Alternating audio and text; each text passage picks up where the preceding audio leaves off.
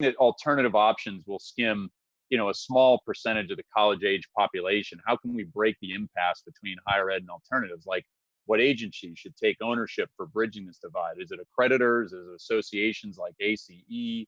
So I'm curious what you say to Larry's question.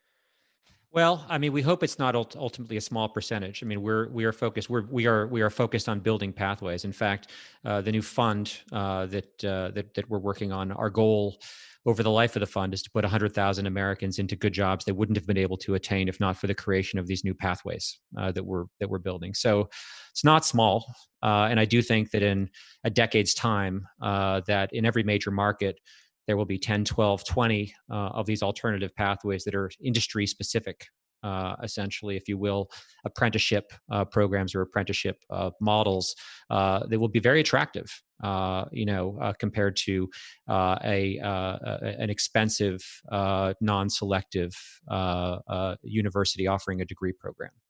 So that's where we're focused. I do think though that the governments, federal and state, really have responsibility to look at the outcomes that we're achieving from the over $200 billion that we're spending on colleges and universities each year of public money.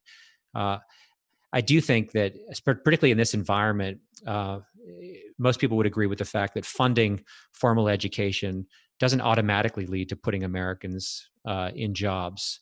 And it's significantly easier to upskill someone than to convince an employer to hire unproven talent, particularly in this economy when the risk of hiring now and for the foreseeable future remains high.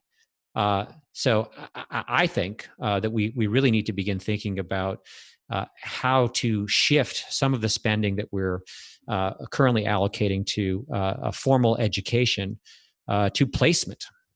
I think employers should be incentivized to hire by subsidizing wages for a trial period once candidates are retained. And I think public, nonprofit, and private sector intermediaries with the potential to absorb risk from both from candidates and from employers by serving as the employer of record for a trial period, during which candidates would be upskilled, matched, and ultimately tried by the end employer.